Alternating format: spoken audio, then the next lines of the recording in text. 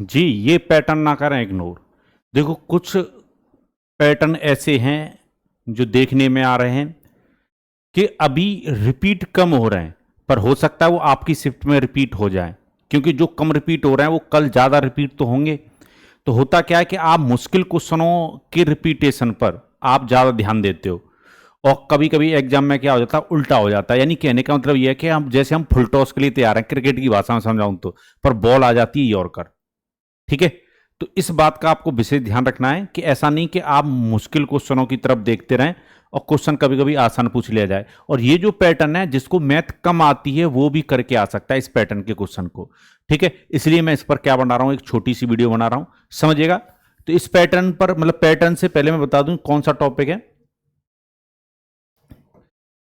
Topic हमारा आज proportion यानी समानुपात। ठीक है, तो कुछ बातें आपको समझनी है। जैसे अगर मैं ये कह दूं कि ए प्रपोर्शन है बी के, ठीक है, तो इसका मतलब ये कह सकते हो आप, यहां से दो कंडीशन निकल के आती हैं। एक निकल के आता है कि ए, अगर इक्वल का साइन लगाना चाहते हो तो इसमें किसी कांस्टेंट से मल्टीप्लाई कर दो, यानी ए बराबर होगा के इंटू बी। ठीक है, ये के क्या है, कांस्टेंट है। या फिर एक और रिजल्ट निकलता है, जैसे अगर आप A one upon A two लिखना चाहते हो तो यहां पर B one upon B two आएगा।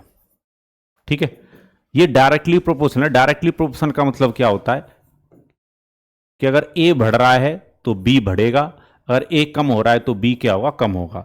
पर अगर मान लो कंडीशन ऐसी होती कि ए जो है वो बी के इनवर्सली प्रोपोर्शनल होता। ठीक है, इनवर्सली प्रोपोर्शनल का मतलब होता है कि सब कुछ उल्टा होगा, कि अगर आप ए को बढ़ाओगे तो बी क्या होगा, कम होगा, और ए को आप क्या करोगे भाई, कम करोगे तो बी क्या होगा, बढ़ेगा। इनवर्सली प्रोपोर्शनल का मतलब ये होता है। अगर आप इक्वल का साइन लगाना चाहते हो, थोड़ा सा मैं इसको इधर लिख देता हूं, अगर आप इक्वल का साइन लगाना चाहते हो इस प्रपोर्शनल के साइन को हटाकर, तो आप कहोगे कि ए बराबर जो होगा वो के अपॉन में बी होगा। ठीक है, के से मल्टीप्लाई होता है पर बी तो नीचे चल रहा है। या फिर आप अगर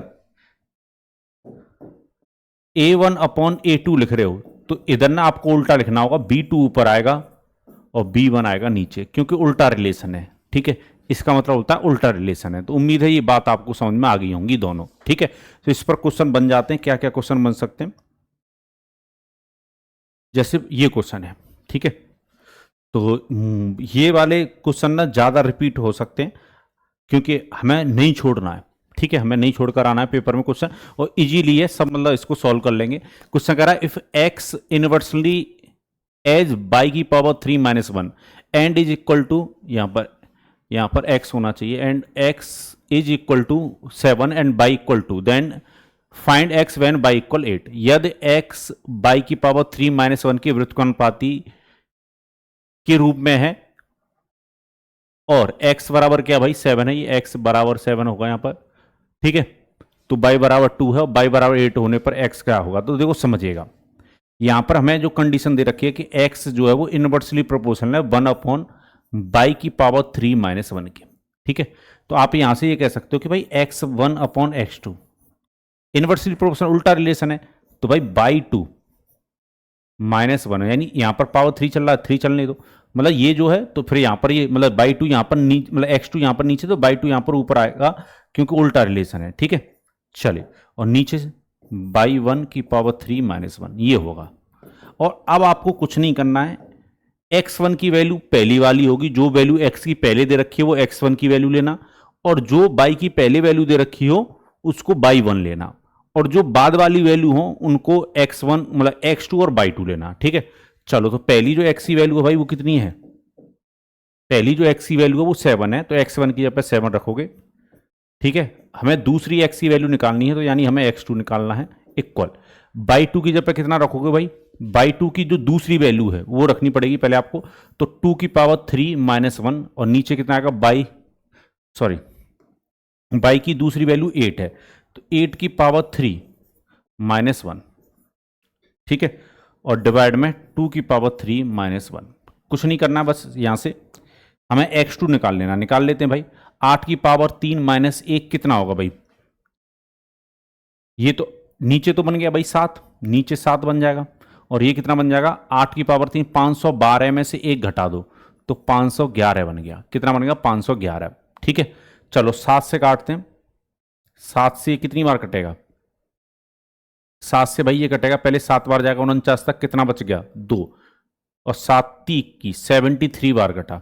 ठीक है, कितनी बार कटा 73 टाइम्स। तो x2 को इधर ले जाओ और 73 से डिवाइड दे दो, यानी 7 डिवाइड बाई 73, और x2 इधर चला जाएगा। उम्मीद है ये बात आपको समझ में आ गई होगी। ठीक है, तो 7 डिवाइड बाई 73 यानी ऑप्शन नंबर डी इस क्वेश्चन का क्या हो जाएगा, आंसर हो जाएगा। तो क्लियर हो गया होगा। अब देखो इसी पर एक और क्वेश्चन पूछा गया, बहुत बढ़िया। ठीक है, मैं हट जाता हूं, अगर स्क्रीनशॉट लेना चाहते हो तो ले सकते हो आप। बहुत बढ़िया क्वेश्चन पूछा गया इसी पैटर्न पर, जैसे ये है। ठीक है, क्या कह रहा है एक बार क्वेश्चन पढ़ लेते हैं। क्वेश्चन का there is an inverse variation relation between A and B at some instant time, A is 15, B is 12, select the pair that can not be possible for the corresponding value of A and B. A और B के बीच में एक व्युत्क्रम भिन्नता का संबंध है, यानी कहना क्या चाह रहा है क्वेश्चन आपसे ये कहना चाह रहा है कि भाई ए जो है वो बी के इनवर्सली प्रोपोर्शनल है। ठीक है, तो अगर ए बराबर यहां से क्या हो जाएगा भाई, के इंटू बी लिख सकते हैं, ये भी लिख सकते हैं हम। तो बी का इधर मल्टीप्लाई करो, यानी ए इंटू बी बराबर क्या होना चाहिए भाई, के। और के क्या भाई, कांस्टेंट वैल्यू है, मतलब फिक्स वैल्यू है कोई। ठीक है, अब मेरी बात को समझना, इसी में सारा सार छुपा हुआ है इस क्वेश्चन का। तो भाई ए और बी की वैल्यू दे रखी है हमें, तो ए की 15, बी की वैल्यू कितनी दे रखी है 15, सॉरी ए की वैल्यू दे रखी है 15 और बी की वैल्यू दे रखी है 12। तो यहां पर अगर मैं ए इंटू बी निकालता हूं तो कितना आया, 15 इंटू कितना 12, तो यानी कितना आ गया 180। 180 ना कांस्टेंट की तरह काम करेगा, मतलब ये फिक्स रहना चाहिए अब। ठीक है, तो क्वेश्चन कह रहा है कि भाई उस जोड़ी का चयन कीजिए जो ए और बी का जो वैल्यू है वो नहीं हो सकता। अब तो देखो अगर यहां पर ए इंटू बी 180 आया है, तो यहां पर ए और बी की वैल्यूओं का भी मल्टीप्लाई 180 होना चाहिए, तभी इस रिलेशन को ये फॉलो करेंगे, अदरवाइज नहीं करेंगे, क्योंकि यहां पर ए इंटू बी क्या हो गया, कांस्टेंट हो गया है। ठीक है, चलो तो यहां पर अगर मैं चेक करता हूं 20 और 9 का मल्टीप्लाई, यानी ए और बी का मल्टीप्लाई करूंगा तो 180 बनेगा, तो ये वैल्यू पॉसिबल है, ये हो सकता है। 45 इंटू 4 करोगे तो ये भी 180 होगा। हमें देखना कौन सा संभव नहीं है। 36 इंटू 5 भी 180 होता है, 42 इंटू 4 180 नहीं हो पाएगा, तो इस क्वेश्चन का आंसर चला जाएगा ऑप्शन नंबर डी। ठीक है, तो उम्मीद है अगर इस पैटर्न पर क्वेश्चन आएंगे, प्रपोर्शन का क्वेश्चन है, बढ़िया क्वेश्चन है और आ सकते हैं क्वेश्चन। ठीक है, तो इसको इग्नोर मत कीजिएगा, इसको भी आप पढ़ लो, मतलब अब ज्यादा इसमें कुछ पढ़ने की जरूरत नहीं, आप रिलेशन समझ गए, आप क्वेश्चन करके आ जाओगे। ठीक है, चलिए तो मिलेंगे फिर से रिपीटेड क्वेश्चन की अगली सीरीज में, अगले कुछ रिपीटेशन क्वेश्चन को लेकर। पर फिलहाल दीजिए मुझे अनुमति। जय भारत।